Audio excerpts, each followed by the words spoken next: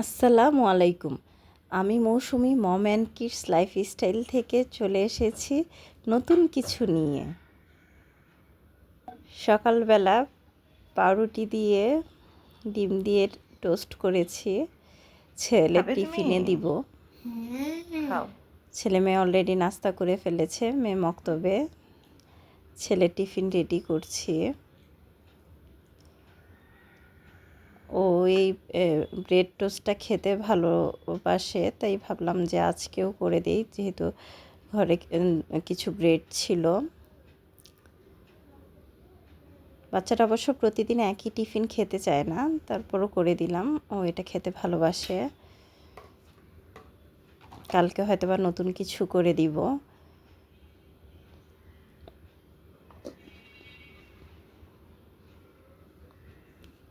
স্কুলে যাওয়ার টাইম হয়ে গেছে, টিফিন রেডি করে ওকে রেডি করে স্কুলে নিয়ে যাব। এই যে ছেলে স্কুলে চলে যাচ্ছে। স্কুলে হচ্ছে 11টা থেকে। ছেলেকে স্কুলে দিয়ে মেয়েকে মক্তব থেকে একবারে নিয়ে বাসায় যাই। ছেলে যাচ্ছে, প্রায় স্কুলের কাছে চলে এসছে।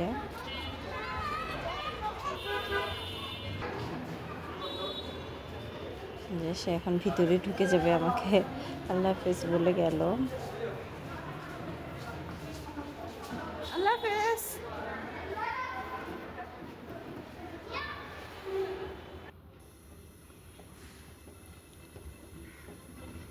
এই যে এখন আজকে কি রান্না করব বলো তো বন্ধুরা। মাংস নামিয়েছি, মাংস রান্না করব না, আজকে তেহারি রান্না করব, সরিষা তেল দিয়ে তেহারি রান্না করব। আমার রান্না তেহারিটা মাশাল্লাহ খুব ভালো হয়। তো এই যে প্রেসার কুকারে বসিয়ে দিলাম মাংসটা আগে করে নিব, তারপর তেহারিটা আজকে মোটামুটি রান্নার প্রসেসটা তোমাদের মাঝে শেয়ার করব। হয়তো বা ইন ডিটেলে শেয়ার করব না, কারণ যেহেতু আমি আমারটা কুকিং ব্লগ না, আমি এত ডিটেলে দেখাই না।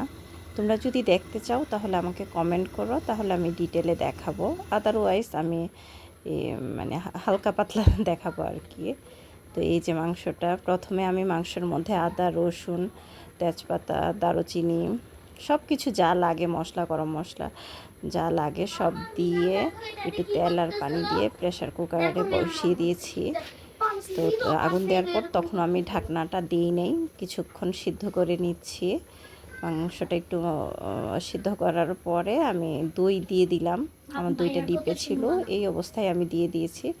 তোমরা ফেটিয়ে নিতে পারো, ফেটিয়ে ডিমটা তারপর ডিম না সরি দইটা তারপর দিতে পারো। এই যে আমার দইটা গলে গেছে, এই অবস্থায় আছে। তো এই যে আমি কাঁচামরিচও দিয়েছি, হলুদ, মরিচ এগুলো তো আর তেহারিতে অ্যাড করি না। এই যে এখন ঢাকনাটা লাগিয়ে দিলাম প্রেসার কুকারে। আমার 6-7টা পর্যন্ত শীষ আসা পর্যন্ত আমি ওয়েট করেছিলাম।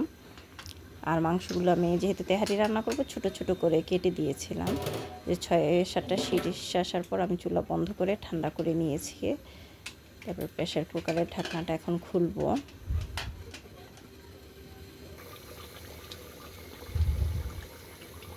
এই যে ঢাকনা খোলার পর আমি আবার চুলার জালটা দিয়ে দিয়েছিলাম, যেহেতু একটু পানি আছে, তো পানিটা টানানোর জন্য দিয়ে গেলাম। আর এখন আমি এই যে বিরিয়ানি মশলাটা অ্যাড করে দিব, রাঁধুনির রেডিমেড বিরিয়ানি মশলা।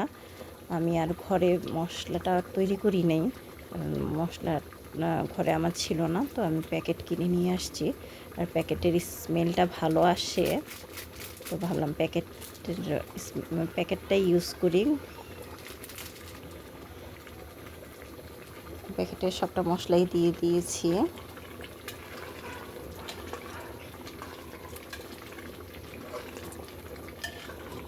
মাংসের পরিমাণ হচ্ছে, আমি সব কিছু আসলে আন্দাজে দিই, আমি এত পরিমাণ মাপি না। যারা রান্না করে ওদের হাতের একটা আন্দাজ থাকে। এই যে আমার মাংসটা হয়ে এসেছে, তেলটা উপরের দিকে ভেসে এসেছে, মাংসটাও মোটামুটি সফট হয়ে এসেছে, হয়ে গেছে মাংস। দেখতে খুবই লোভনীয় লাগছে, মনে হচ্ছে এইটা দিয়ে ভাত খাওয়া যাবে, আর বিরিয়ানি রান্না করার দরকার নাই। এই যে অন্যটা হাঁড়িতে আমি তেল দিয়ে নিয়েছি, আর তেজপাতা, হচ্ছে এলাচ এগুলো দিয়ে নিব, এলাচ দারুচিনি দিয়ে নিব পোলাও রান্না করার জন্য। এই যে পেঁয়াজ দিয়ে দিয়েছি।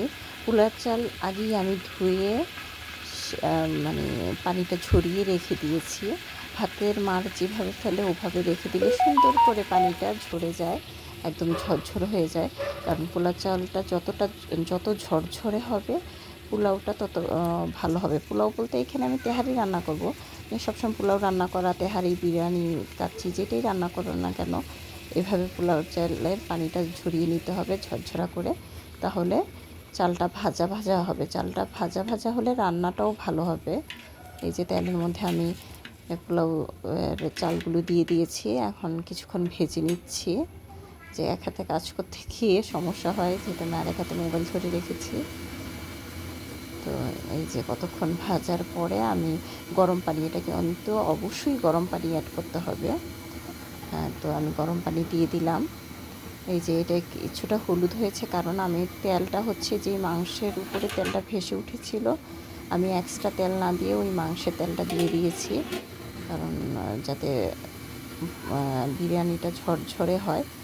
বেশি তেল থাকলে তেল চিটচিটে ভাবটা ভালো লাগে না। আর বাচ্চারা যেহেতু খাবে, বাচ্চারা বড়রা সবাই খাবে, তেলের জিনিস তো আর কেউ পছন্দ করে না। তেল ছাড়া খাবারই ভালো, হেলদি। আর আমি এগুলো কিন্তু সরিষা তেল দিয়ে রান্না করি, আমরা ঘরে সরিষা তেল ইউজ করি।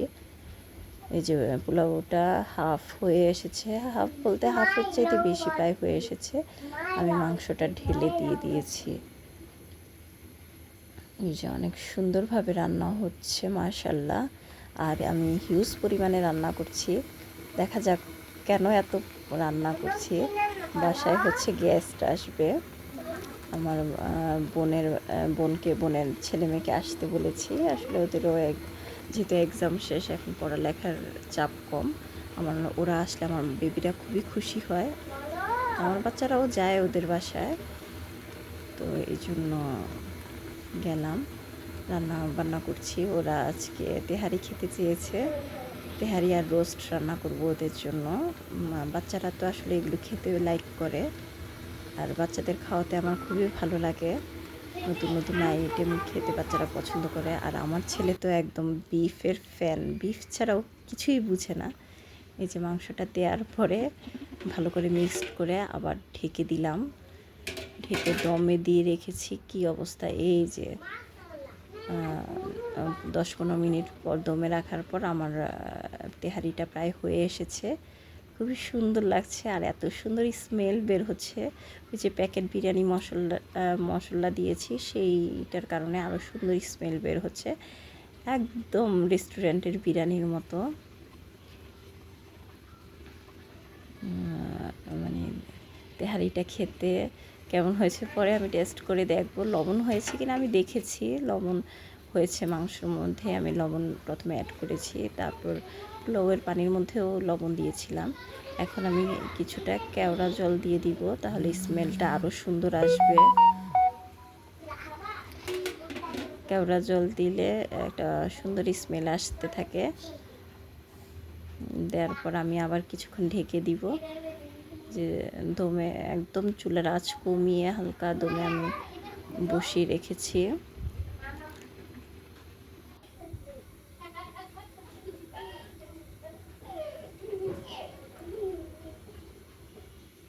আর এইখানে অন্য চুলায় আমি এখন রোস্ট রান্না করব। আসলে বিরিয়ানি বা তেহারি যেটাই বলি, এটা তো একটু শুকনা টাইপের, বাচ্চারা শুকনা খাবার খেতে একটু সমস্যা হয়, এই জন্য ভাবলাম সাথে একটু রোস্ট রাখি।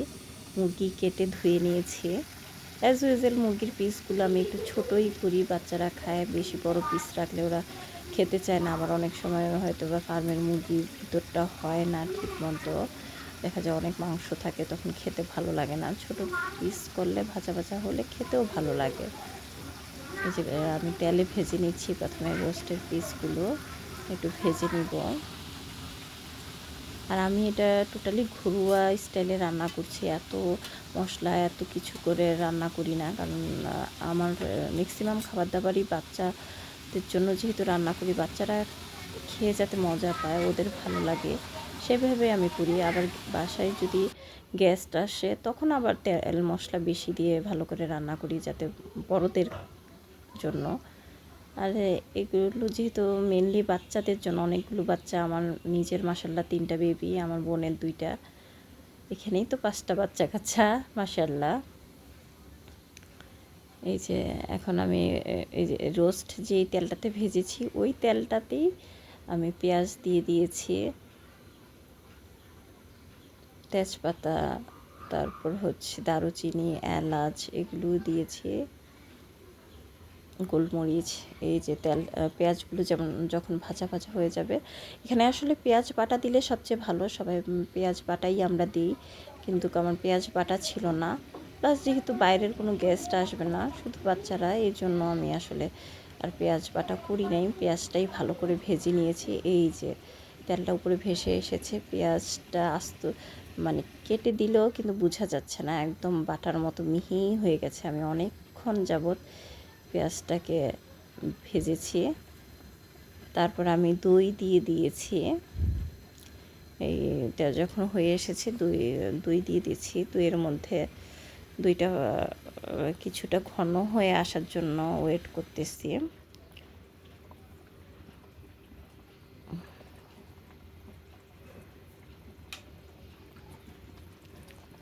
এই যে হয়ে এসেছে, ঝোলটা প্রায় মাখো মাখো হয়ে গেছে। এখানে কিছুটা চিনি অ্যাড করেছিলাম, কারণ চিনি না অ্যাড করলে দইটার কারণে টক হয়ে যাবে। এখন আমি ভাজা মুরগিগুলো দিয়ে দিচ্ছি। আসলে মশলা কতটুকু দিবে এটা নিজের উপরে, আর রোস্টে তো আর হলুদ মরিচ এগুলো লাগে না, কাঁচা মরিচ দিয়েছি আমি। এই যে দিয়ে কিছুক্ষণ আমি ঢেকে সিদ্ধ করব, নেড়ে চেড়ে ঢাকনা দিয়ে দিব,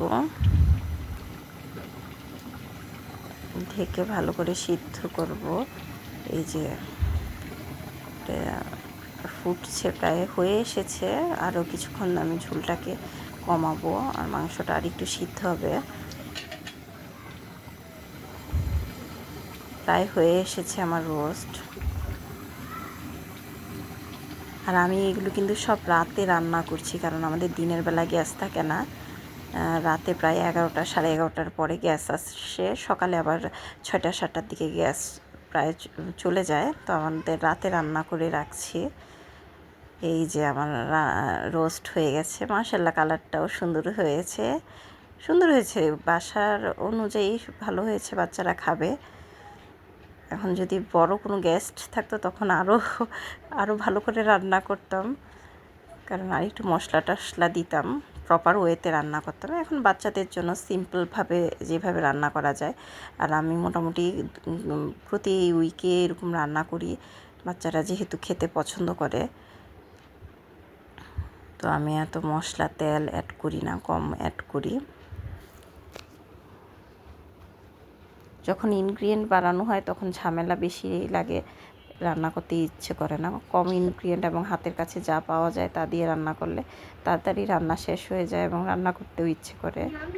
এই যে আমার তেহারির ফাইনাল লুক, মাশাআল্লাহ কী যে লোভনীয় হয়েছে, আর এত সুন্দর স্মেল বেরোচ্ছে, স্মেলে সারা ঘর মোমো করছে। আমার বাচ্চারা তখনও ঘুমায় নাই, তারা বিরিয়ানি না খেয়ে ঘুমাবে না, বসে আসছে, ওরা খুবই এক্সাইটেড, পাশে বসে বসে আমার কথা বলছে, আর খাওয়ার জন্য অস্থির হয়ে গেছে। মাশাআল্লাহ, আলহামদুলিল্লাহ যে বাচ্চাদের মুখে খাবার তুলে দিতে পারছি।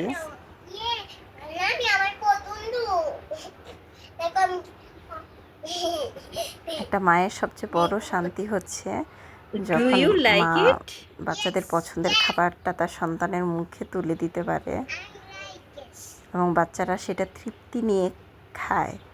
সেই দৃশ্যটা দেখাও একটা মায়ের জন্য খুবই শান্তির, যে বাচ্চারা খুব তৃপ্তি সহকারে খাচ্ছে। এই যে এই হচ্ছে পাতিল, আমি একটু বেশি পরিমাণেই রান্না করেছি, কারণ বক্সে করে রেখে দিলে আমার বাচ্চারা পরবর্তীতে খায়, ওরা পছন্দ করে। প্রতিদিন তো আর আসলে এইভাবে রান্না করা সম্ভব হয় না, একদিন রান্না করলে ওরা 2-3 দিন খায়, এই যে আমার 2 কন্যা, ছেলে অলরেডি ঘুমিয়ে গেছে কিন্তু কন্যারা না খেয়ে ঘুমাবে না। রাত বাজে 3:30। এটা কিন্তু দুপুর না, রাত 3:30। সরি 3:30 না, 2:30, ভুল বলেছি আমি। রাত 2:30 বাজে। ওরা তখনও বসে আছে, খেয়ে তারপর ঘুমাবে। ও খেয়ে খুব ইয়াম্মি হয়েছে। আমার মেয়ে বলতেছে আমাকে খাইয়ে দেওয়ার জন্য এসেছে, কিন্তু খালি চামচ পড়ে যাবে, তুমি খাও। এই যে এখন 2:40 বাজে, ওদেরকে আমি খেতে দিয়েছি। ওদের নিজেদেরকে খেতে বলেছি, যেহেতু আমি রোস্ট রান্না করছি। আর এদিকে ওদেরকে চামচ দিয়ে প্লেটে দিয়েছি, যে বলেছি তোমরা নিজেরা খাও। ওরা লক্ষ্মী মেয়ের মতো খেয়ে নিচ্ছে, মাশাল্লাহ। আল্লাহুম্মা বারিক লাহু। আমার মেয়েদের জন্য দোয়া করবে তোমরা সবাই। আমার চ্যানেলটিকে সাবস্ক্রাইব করে দিবে, লাইক করে আমার পাশে থাকবে, শেয়ার করে দিবে। আর অবশ্যই আমার ভিডিওগুলো রেগুলার দেখবে। তোমরা ইন্সপায়ার করলে আমি খুশি হই, আরও নতুন ভিডিও বানাতে আগ্রহ তৈরি হয়। আর প্লিজ সবাই সাবস্ক্রাইব করে দিও। আর আমার বাচ্চাদের জন্য দোয়া করো।